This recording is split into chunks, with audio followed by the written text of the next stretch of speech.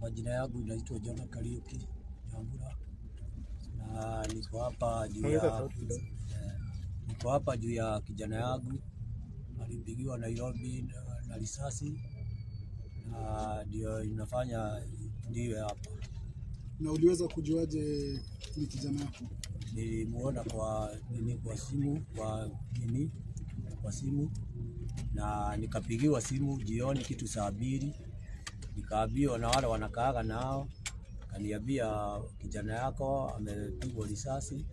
Sasa juu ile tulikuwa tunaona sio yeye, sasa tukarudi nikaona kumbe ni yeye. Hata kuna vile niliangalia simu hivi nikastuka roho, nikaona hai kwani huyu ni kama kijana yangu anafanana, lakini sasa sikuweka hiyo. Sasa mimi hiyo ndio sababu niko hapa. Hata huyo kijana akipigwa risasi mimi naona kwa simu vile alipigwa risasi, na alikuwa anauza maski, si ati ni kijana mkora. Sikia kama anaiba. Sasa miaka ngapi? Hapa na miaka 22 kama sijakosea sana kulingana na kitambulisho.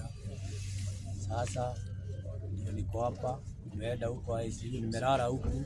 Nilikuja jioni kitu saa 4, kuna mtu alinipigia juu walikuwa wamesema ati amekufa. Mwingine akanipigia nikiwa kwa gari nikienda nyumbani, kaniambia ameona kwa simu huyo mtu ako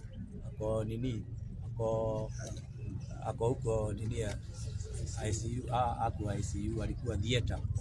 Sasa akaniambia shuka hiyo gari, kama hujaenda wewe enda huko Kenyatta usiku. Sasa mimi nikakuja huko kitu saa 4, nimelala huko.